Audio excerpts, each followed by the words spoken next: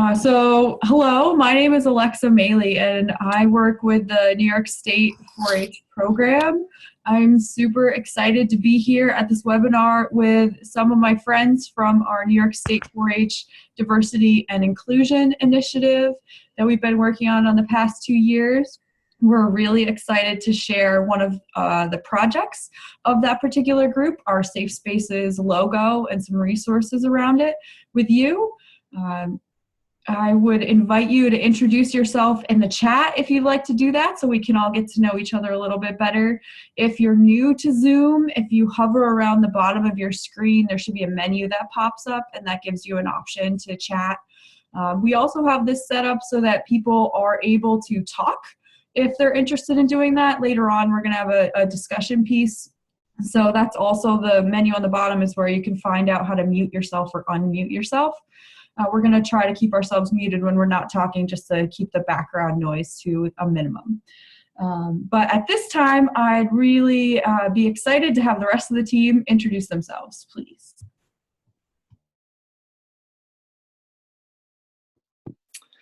Hi, I'm Chris Nestle. I'm an educator in Washington County in New York State. I'm Nigel Gannon. I'm a program specialist in the state office for 4-H. I'm Hi, Nick I'm Hamilton Honey. Oh, sorry, Meg. Go ahead, Nick. I'm Nick Hamilton Honey. I'm in St. Lawrence County, New York State. Hi, everyone. I'm Margaret Smith. I'm in Columbia and Greene counties and New York State. Awesome. Thank you, guys. All right. So today we have a bunch of things that we'd like to share with you. First of all, talking a little bit about how we got started, why we created this logo, how the logo was created, and then thinking a little more reflectively around how to create safe spaces. We want to share with you some examples of how we've used the logo in New York State 4-H so far, and then also some links to further resources. And the other thing, a little hashtag down here, if there are other questions that come up while we're chatting together, things that you think would be important to dive more deeply into, instead of a parking lot, we're going to have a bike rack. So feel free to add those thoughts into the chat, and we'll try to circle back around to them as we keep working with new audiences and having more inclusive programs. So our main purpose with having this logo was to signal to our community that having an inclusive and welcoming environment is really important to us in New York State 4-H. We started, I mentioned a couple of years ago, we started this new Diversity and Inclusion Cohort, where 20 or so professionals from across the state came together to learn about our individual identities, our social identities, and our organizational identity, and how that interacts to create learning experiences for youth, and how we can be more intentional about creating positive environments and experiences for all the people involved in our programs: youth, adults, staff, volunteers, everybody like that. I don't know if any other states have had the pleasure of doing any sort of civil rights reviews or those kinds of experiences, but we have been trying to be reflective about the audiences that we're reaching through our 4-H programs. And looking at our statistics, we saw that the youth that we were reaching in our programs are not necessarily representative of every community or identity of youth in New York State. And so we wanted to do something about that. And that's one of the reasons why we pulled this cohort together as a whole. And then within that cohort, we came up with a bunch of different projects. And this group that you see before you was really interested in this idea of safe spaces and a logo to signal that commitment to our young people and adults in our program.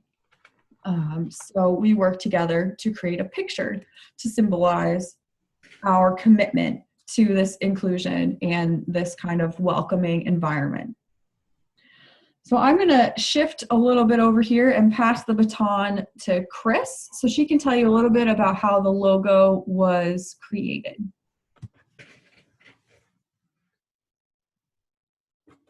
Thanks, Alexa. Again, this is Chris Nestle. Alexa did a very good job of explaining the creation of our 2-year Diversity and Inclusivity Cohort. It was really quite the journey, and I highly recommend that experience to any colleague of mine. In terms of the Safe Spaces logo team, we did start like any good extension committee, and we did brainstorming, and then we ran it by folks and all that kind of thing. So we started off with probably a dozen concepts, and then we in turn shared that with our cohort colleagues to get their feedback, and then we came up with a handful of what we thought were great potentials. We had the opportunity to share those drawings or those samples with at our statewide teen retreat held in April. They gave us our input, and we had an idea that we were going to run with, and so we did, and then we ran it by some other folks that needed to review that, including national. And yeah, we did have to go back to the drawing board. That was one of our challenges, and but that was not a bad thing. And we had that opportunity to revisit that again, and we also had the opportunity once again to share that with our teens and get their input at the next statewide teen retreat. So yes, there were some challenges in addition to finding one that it met all the requirements and the legal obligations of using the 4-H Clover, but also representing all aspects of identity in that we reach in terms of our audiences. And we started with one identity, but we expanded it beyond that. But we realized that it was impossible to include all aspects in one logo. But we want you to know that it's okay to try, it's okay to make mistakes, and then learn from them. So, okay, I'm going to pass it over to Nick.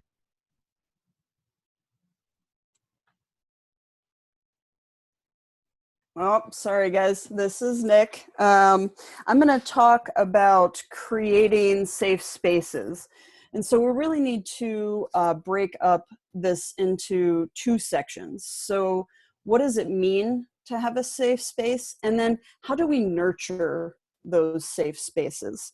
And so the definition of a safe space by Merriam-Webster is a place, and we can assume here as in like a 4-H club or a program, intended to be free of bias, conflict, criticism, or potentially threatening actions, ideas, or conversations. So we do have language that we can kind of start with. But what does that mean? What does that really mean to have a safe space? And we need to think about these meanings not only for youth, but as Alexa introduced to us, we want to think about that also as an adult, whether that be a club leader, a volunteer, or us as staff, as extension staff. And something that we might not always think of when we're talking about safe space is that the meaning of a safe space might be dependent upon your identity. So again, we as a cohort went through and we really dove deep into identities, individual and social identities. And so an example of this might be what would constitute a safe space for a Black youth might not be the same safe space for an LGBTQ plus youth, might not be the same type of space for a Muslim youth. So we have lots of different identities that we have to deal with when we're dealing with our youth and being a positive youth development organization. And so I want to open it up at this point. And if you have anything that you want to put out there to describe or what the meaning of a safe space is for you, or what it might be for your youth. So we're going to go ahead and you're going to unmute yourself. Maybe introduce yourself, just your name and where you're coming from. So what part of the country you're in. And then go ahead and give us some of your ideas for describing or the meaning of what it is to be a safe space. And maybe 5 to 10 minutes, we'll see how conversation goes. So again, you want to unmute yourself or go ahead and add in comments to the chat box.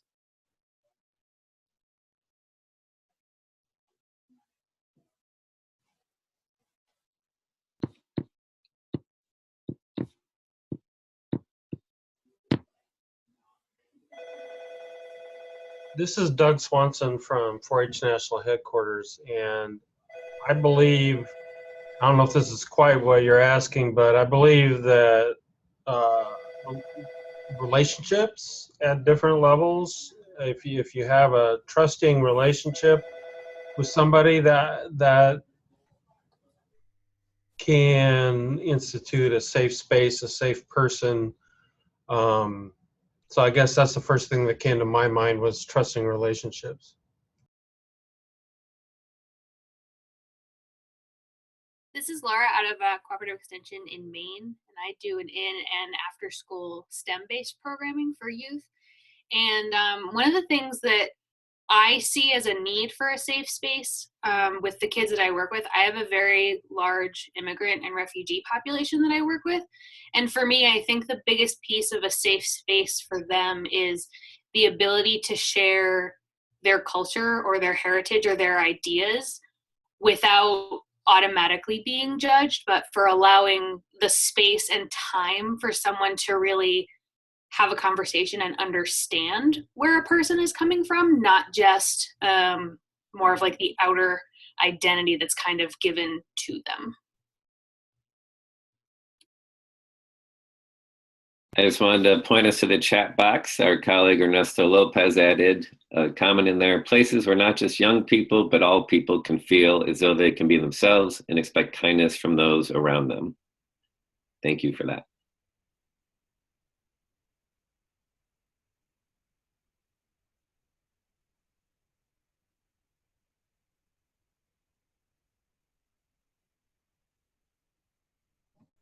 Anybody else want to add?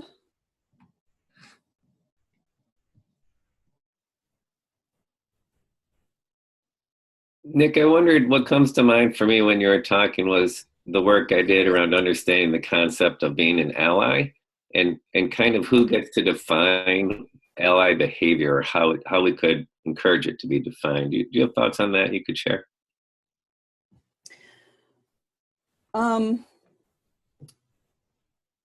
Oh, I wasn't thinking along those lines, but yeah. I guess in the way you're describing a safe space, I was hearing that, but it may be a connection from our cohort work that's a little fresher.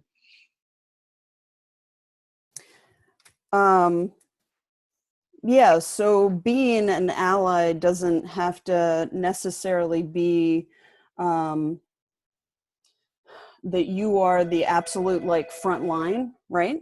You can show ally behavior by and we have it on our webinar here on our slides. You can have the logo, right?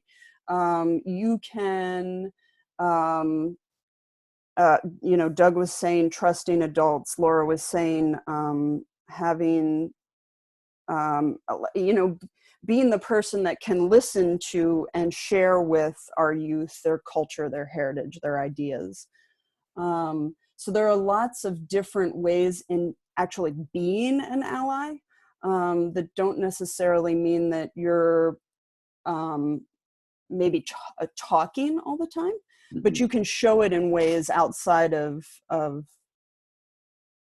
conversation, I guess is where I'm going. Did you want to add to that? Because obviously you have a thought in mind. Yeah, sorry, I didn't mean to in that no, way. It's okay. I think just the notion of just questioning some assumptions about, you know, that I may have had about how to support someone in a certain identity, and you can just get into these spaces where you have to apologize. We have this concept of oops and ouch in our cohort work, which is if you're going to do this work, which you have to be vulnerable and you have to take some risks, you're probably going to, you know, cause some offense along the way, owe some apologies for some ouches that you caused others. You know, it happens, and sometimes it's very unintentional. And I think for me, what I took away from a couple of experiences was it doesn't matter how I feel about my behavior or my intentions, if it doesn't feel like supportive ally behavior to the person I'm trying to offer that, then something's gone wrong. And I think trying to encourage how I can let them define it rather than bringing my own assumptions was probably the takeaway for me.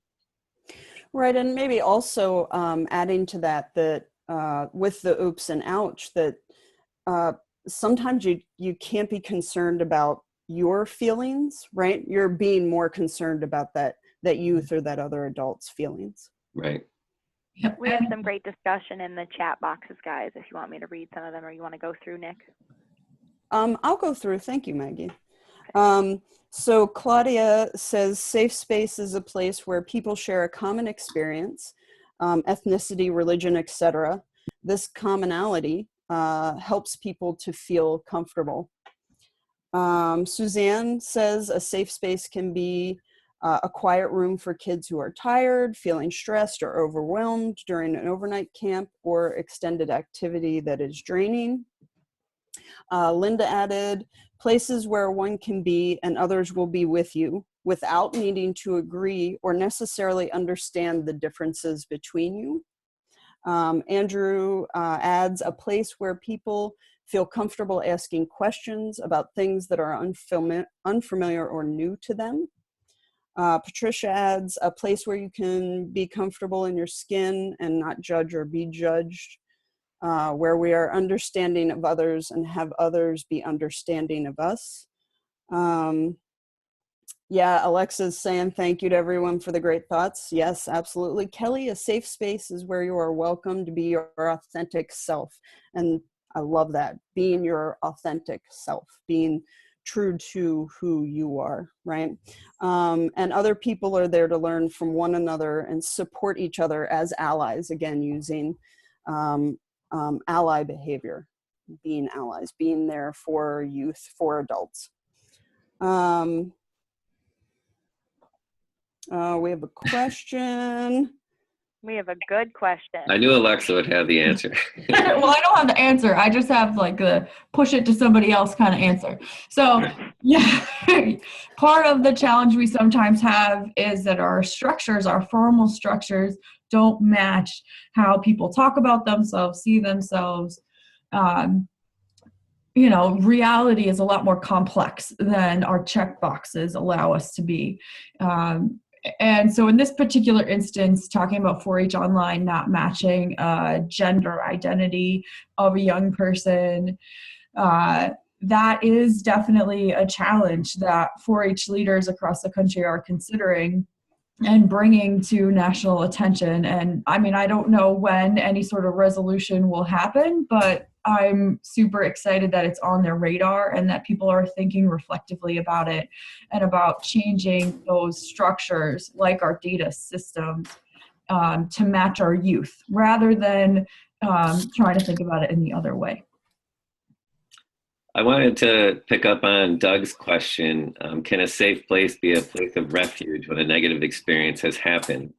And Doug, please feel free to say more. The thing that comes to mind is an article that's been passed around, how staff of youth programs respond to culture-related incidents, and the idea of non-engagement versus going full right in. And the short of it is the damage we can do by creating in spaces where we encourage kids to, or they report something and we just don't respond effectively, or we respond in a way that actually does more damage.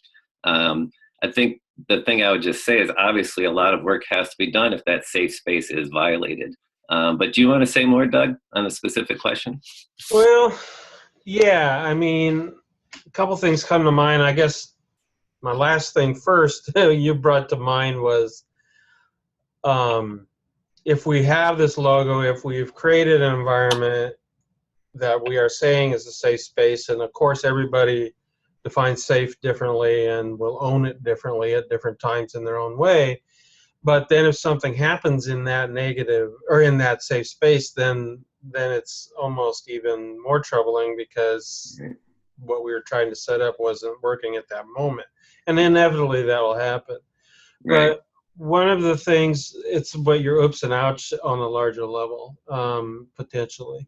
A couple things come to mind, and I don't want to say as anything to point anybody out, but we, in some places we've been trying to, and I say we as a system, all of us are trying to engage more diversity and inclusion in our programs. And there was a place this summer where there was some all-out efforts that have been going on for a while about bringing an audience that hadn't been too involved. It sort of happened where things happened where 4-Hers who were part of the traditional audience in that particular community kind of turned on the new ones, and it became a really negative experience. And it was a group thing. It wasn't one-on-one, it wasn't two-on-one, it was like a whole group and a whole group. And in that particular situation, I know it wasn't handled well. And so, those kinds of things are going to happen, and we have to figure out how to deal with that. And sometimes we have things happen to us as 4-H that aren't even, our name gets attached to it, and negative publicity happens, and because of facilities we own and have our labels on and things like that. So that's probably enough, Nigel, but that's what was going on in my mind. No, I think it, really, yeah, please go ahead.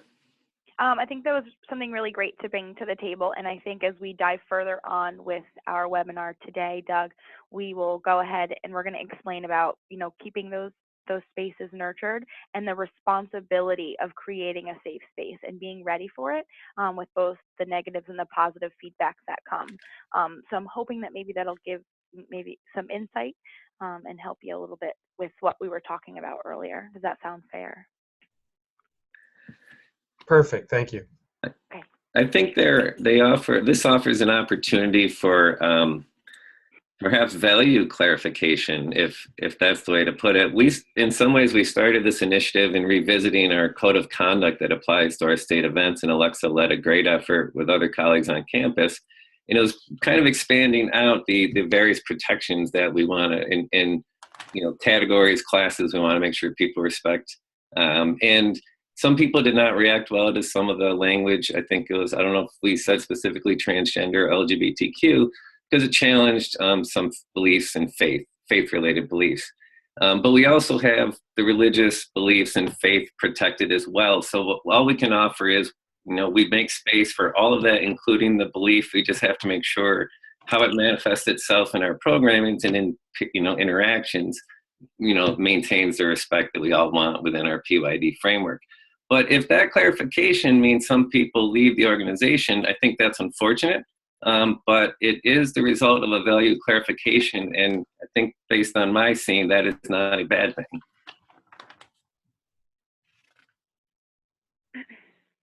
You're absolutely right, though, Doug. This is a big, complicated something that I think we have to make sure, by asking the questions, you have to be prepared to provide the answers. And I think we have to, accelerate this learning to the extent it can be. But let me hand it back to you, Nick. So maybe what we'll do is we've had great discussion going on, but I want to move on to the next kind of question when we're creating safe spaces, and that is, how do we nurture safe spaces? How do we think about this for both, again, youth and adults, right? And we think about ways in which we can nurture spaces, whether that be displaying a logo, whether that means communicating our value, like we've been talking, our value about a diverse youth, about diverse adults. So, club leaders, and again, volunteers and staff. And so what are some of the ways that you nurture safe spaces in your clubs, in your programming? And we'll run this the same way, open it up. If you have something that you want to add to the discussion, you can either unmute yourself or add it into chat. While you guys are thinking about what you would like to add to the discussion as far as nurturing safe spaces, on this slide, we had at State Fair a space in the 4-H youth building that youth and adults were allowed to put up sticky notes about how they would work themselves at creating safe spaces. And then the bottom two photos are from one of our 4-H camps here in New York State, Camp Overlook. And they actually had their camp counselors design a poster, and so they recreated the safe space logo. And they had their counselors actually, and on the photo there on the right-hand side of the slide, you can see names. They had their handprints drawn there. And they also added things kind of outside of that ring of hands about the things they kind of wanted to leave behind. And then on the inside, the things that they wanted to take with them in their journey as being camp counselors. And I know that we have on this webinar, one of the educators that was in charge of the summer programming, actually year-long programming at Camp Overlook. So Andrew, if you wanted to add something about that as well.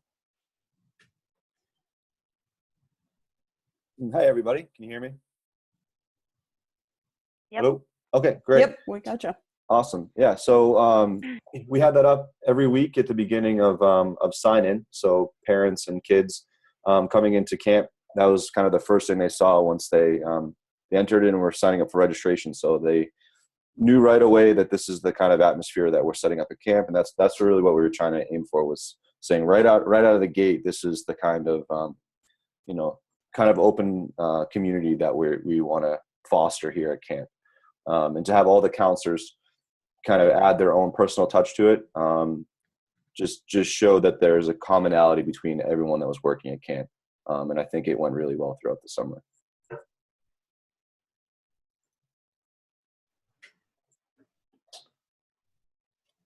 I love Doug's comment here in the chat that nurturing really equals modeling our expectations. So us as adults, as staff, as volunteers, as club leaders, modeling what that nurturing looks like. There's some great questions on the side. I'll let you veer off, Nick, as you deem appropriate. I don't want to interrupt your flow. Oh no, go ahead, Nigel, if you see something. Well, I think there was a great question about these difficult conversations and how do you respond to someone who, I think the phrase was, against their worldview or something like that, that can be challenging against her worldview and made her uncomfortable. And I think these, we need to prepare for these. In our cohort, we did do some kind of based on real experiences, like practicing some conversations or reviewing scenarios, like how would you act in this scenario. Now, I don't know if Nick, you or Andrew had the experience, but were there any challenging conversations where someone was confused by what was coming? But those are things that do need to be practiced. One thing we'll show a little bit later, some resources we're trying to build to support this effort broadly, but that may be, I think, one of the most important, some direct training and practice around challenging conversations that we know we're going to be triggering with this. Right, and those, again, can be, like you said, very difficult, very challenging conversations. And it's always good to, have some sort of resource that you can either point somebody to and they can read on their own time. But what you really want to do is not get them defensive, right? So you want to be able to engage in a conversation without like it devolving into a shouting match. You really want to engage them, ask them how they're feeling, why they're feeling that. What is it that is making them feel that way? Like Language I think always helps me is just our structured PYD language, like what is positive youth development? And it's very hard to not see the same messages. If you were to put the principles of PYD next to the principles we're reinforcing through our safe space logo and purpose statement, it's the same message. And so it's just perhaps different articulation and sensitivities in these conversations that we need to find. Yep.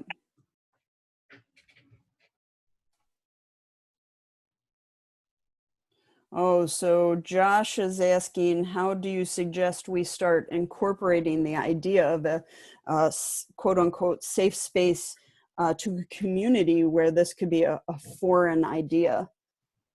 And if anybody wants to add, anything from the cohort? Well, I think, like we've talked about before, reminding people about our values is really important, why we're coming together to work with youth, but also trying to find common ground. And I think it's been mentioned in some of the comments here, everyone wants to feel safe being who they are. And part of it is trying to help people see the similarities beyond the differences. And small things, if there are people who are really not ready for this kind of conversation, then we can't push them on that path. All we can do is try to set up spaces where there's room for them to grow and make sure that they're in volunteer roles or whatever scenarios that match well for their perspectives and their skills.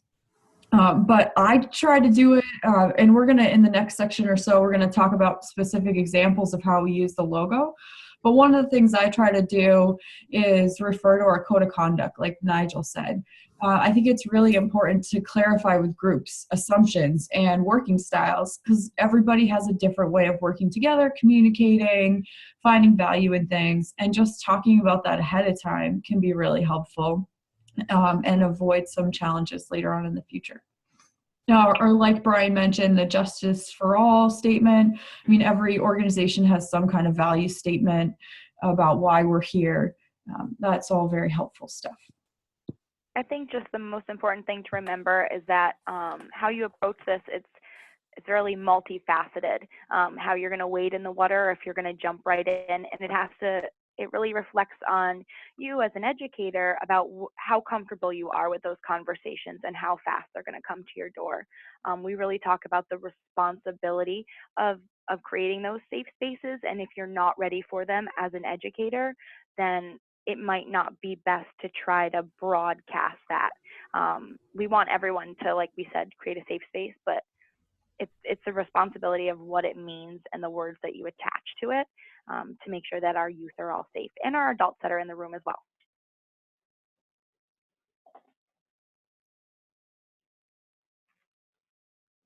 Oh, I like Jenna's comment. The better educated we are, the easier the hard conversations are. And yeah.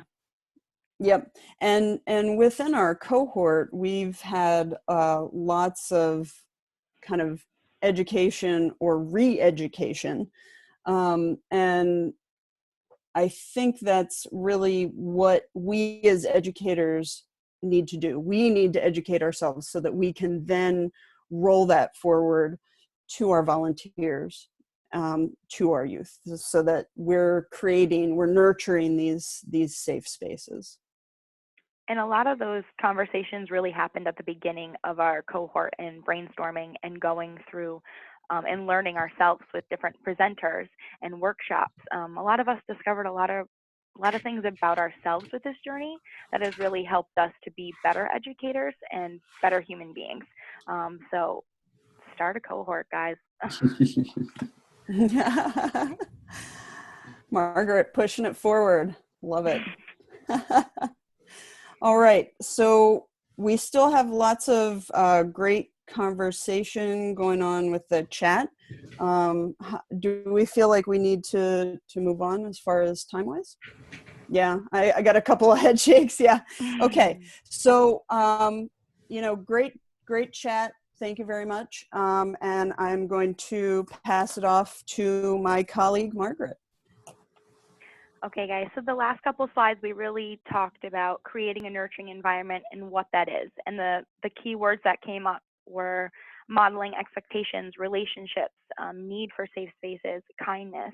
And all that really boils down to, as I've been repetitive through this, is the responsibility of using the logo. So when we developed our logo, Chris talked about how we went through 2 different stages of it. But through each stage of it, we want to stress how important the youth were in creating that logo and solidifying what it actually is for New York State. We started off at the local level with teens, and then we went to Career X. We had a vote. Then we had our run-in with things that we can and cannot do with the Clover, and it was a great learning experience for all. And then we went back to the drawing board and we followed that same step, and we used our New York State Fair as really a launching pad. And I think we did that specifically for where it fell in the time of the year, but because it's such a broad and diverse audience that we would run into multiple different scenarios, and that's what we needed to do. We weren't just picking specific groups or just children or just adults. We went through our process of our vetting with our colleagues, then youth, then back to the drawing board, then to the general public. And it really showed this year with Pride Day at New York State Fair. So things that we do with using our logos is we're really big on our email signatures and stickers.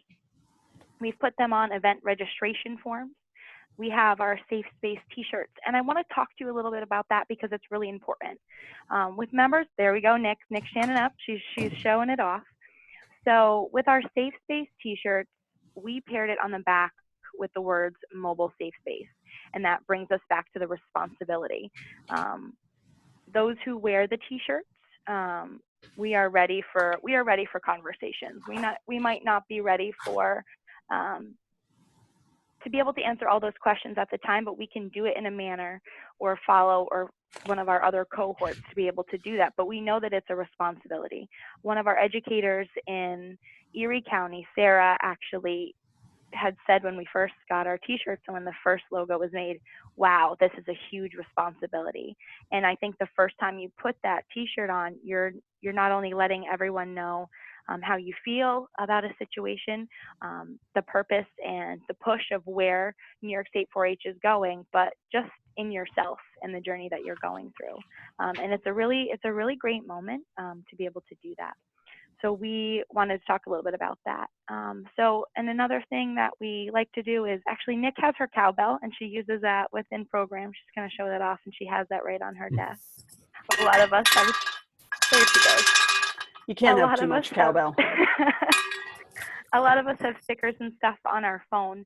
But our big push for this logo after everything was passed through, in Schuyler County, their camp actually was the first to use our logo. And they did that on their camp registration after they got permission. And they had a really wonderful experience. I'm not going to say that it was all clouds and butterflies, but they had a really great experience and were able to take part in more of a diverse audience within that summer camp and also employ people from a more diverse background. And it really gave the rest of us on that cohort that push and that drive to say, you know what, thanks for doing that, number one, Melissa and Jen, but we're ready to do that too. And it was a really great moment, and they shared that with us at our last retreat, and everybody in the room was like, wow, you know, thank you for sharing that. And it was just a really great experience. So camp registration is big. We know that we are really pushing this on the camp level, or there is a lot of different issues or scenarios that surround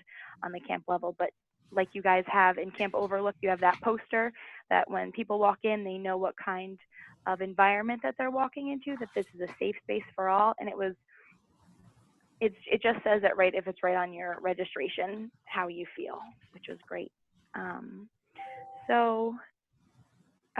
We talked about responsibility, and we really talked about how our youth were enrolled. So what I want to do right now is I'm going to turn it over to Nigel, and he's going to share an example of a type of reaction and interaction that he witnessed and experienced at New York State Fair.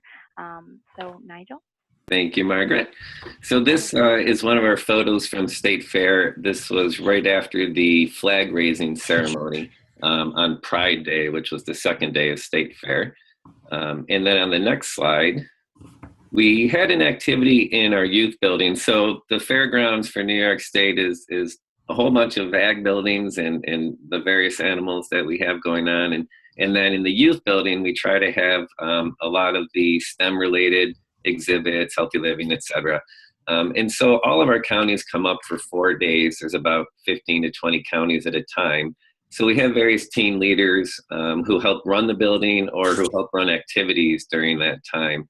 So on Pride Day, we had a small safe space activity where a couple of our youngsters here were going around with me to hand out our safe space stickers and give an explanation of what actually it means. So if you see the picture with the logo and the text, you probably can't read too much of the text, but that is a little bit of the combination of our purpose statement here, as well as what I mentioned is in our code of conduct, just making sure what do we mean by inclusion and diversity when we say that. So we went around to all the county booths and explained to all the educators, volunteers, and other youth what the logo was, what it was about, and as you see, they have their safe space t-shirts on. And then we also had an activity on the wall you see there in the upper left. There were 2 different questions in yellow post-it, big yellow post-it on the wall. And then throughout the next week, youth put up other post-its in response. So one was similar to the questions we asked here. What is a safe space, and what do you do to cultivate or nurture a safe space? So we had a really neat experience with the youth over the whole week responding to that. And let's see, I believe that's Weston, and I know I'm going to mess up Louisa and Weston. Louisa's from Seneca County here in New York, and Weston's from Warren County. And they were wonderful team leaders in the building that day who really wanted to put themselves behind this initiative. And to be honest, it wasn't planned much more than an hour or 2 before it happened. We knew we wanted to do something. We had some things in place, but we didn't quite know how to connect it to the youth. And so once we sat down for a few minutes, we came up with these great ideas. And they, there was no script for them to read. They just went around to these tables and said, here's what this is, here's what it means in their own words, and then just offered the opportunity to share it on their own. Did anyone else want to add to it? I know some counties specifically in the building had some safe space features as well, but I know you were involved there as well, and others. Alexa. If not, I think you can go to the next slide. Okay, so we are going to try to transfer to my screen and open up our Diversity and Inclusion website. Does that look like it's working? Can you see my website? Okay. Mm-hmm. So this is what we call the New York State staff site. It is public, although we don't necessarily steer everybody to it. It's a place that we've started to build a library of resources in different areas. You'll see that I've opened specifically within diversity and inclusion, but we have resources in our different program areas to support our educators and volunteers in particular. So here, as a result of the cohort, as we got into year 2, as is our way, we wanted some tangible, work products to come out of our experience. And so the talking points, the logo, the safe space work came out of that. Creating this website came out of that as well. And trying to build the resources will be a project that'll take a long time. But I'll make another point on that later. There is no complete list of resources here. We're just trying to offer something we think can be supportive. But I just wanted to show a couple things. I don't want to surf a website together. I know you can do that on your own.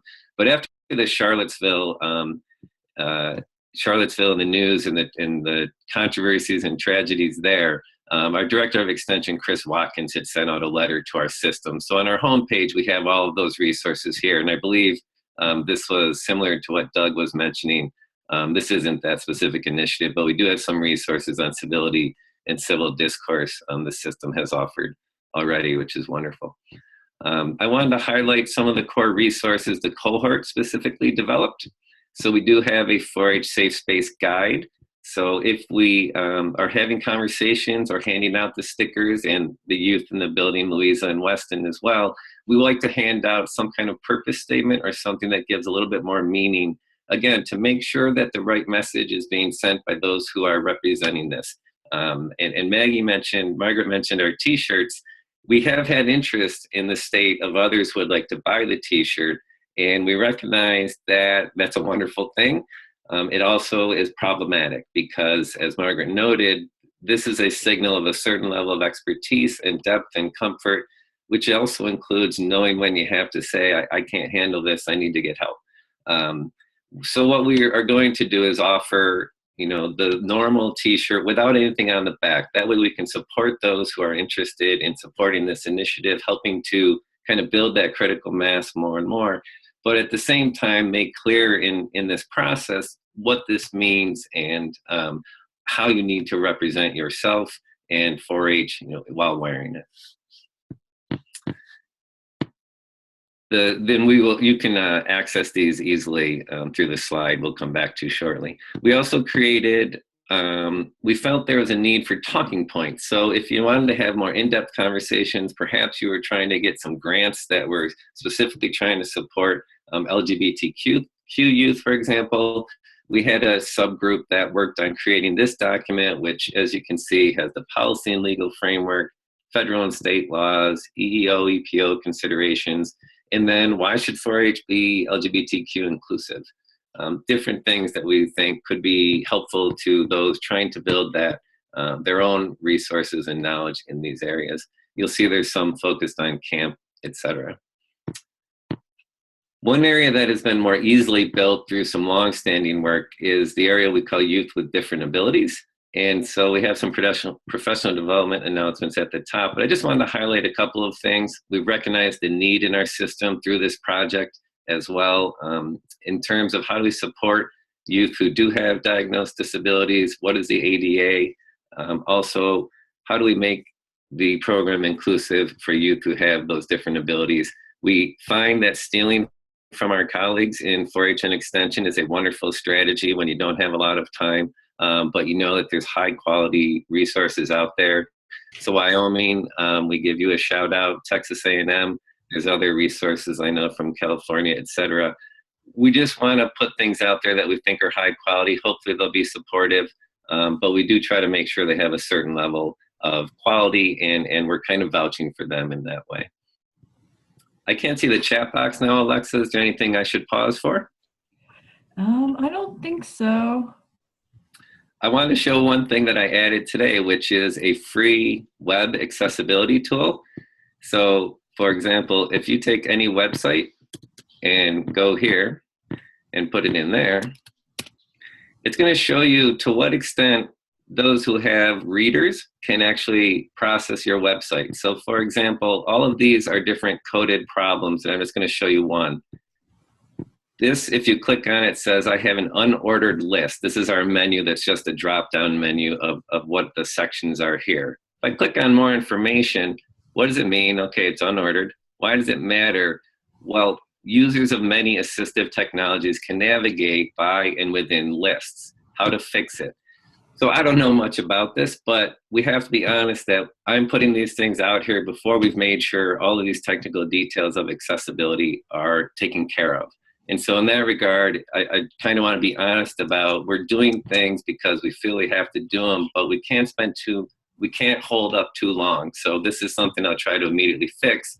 But in some ways, given our limited resources and time, I had to prioritize getting this out here first, if that makes sense. So I think it's a bigger lesson that I think some of you have been commenting on in the chat box. We kind of have to take the risks, even if we know there's some things that aren't really as great as we'd like them, but we're on that journey, and I think we're heading there. So thank you for that demonstration. You'll be able to see that link on our website. Nigel, can I just jump in really quick? Please do. That being said about our website may be new, but our content is very strong. It's been through a strong vetted process with people not only at Cornell, but in our cohort. So a lot of different work and stuff has gone into that. So we're working out the kinks of that website, but Nigel's been doing a great job. So snaps to Nigel. Thank you, Margaret. The last thing I want to say on the website is we very much do not want to send the message that this is a separate category of our work. And so we want to make sure that when we do look at our other program areas, that you do see some similar messages there. So I made sure that we have resources on diversity, equity, and inclusion on our healthy living pages as well. Because this is integrated into our thinking and everything we do. And it can give the appearance that, oh, when I have time, let's go over there and look at what this diversity and inclusion stuff is. It's integrated everywhere. It needs to be that awareness. I think that's all I need to highlight right now, Alexa. Thank you, Nigel. Handing it back to you. Excellent. Thank you. I'm going to go back here. And I just want to say thank you to everyone who joined us today. We really appreciate your participation, your thoughtful comments and your questions. And I didn't mean to do that way. And if there are other thoughts or questions that you guys had before we sign off for today, please feel free to unmute yourself or to add in the chat. Just a little housekeeping. I have recorded this webinar and I will be sending around the link to the recording to everyone who has registered. So if you have a colleague or somebody who wasn't able to join us today but wants to listen to the recording, you're welcome to do that. And also, as Nigel mentioned before, this is a work in progress. So as you continue working in this area too, we hope that we can all learn together. So if you have questions or suggestions or things that we should think about, please feel free to share them with us as well. So thank you, everybody. Thank you. Anybody from our team want to say anything? Thanks everyone for tuning in. This is Maggie. Just a good shout out. Andrew already mentioned it, but there is a second cohort that's going on. So if you are in New York State and you are willing to dive into a journey, not only yourself, but a journey for New York State 4-H, this is the place to be. So contact Nigel or Alexa or Eduardo or anyone that you know that's on the cohort now, and we will get you hooked up. So thank you. Awesome. Thanks, everybody. Yes, Thank you.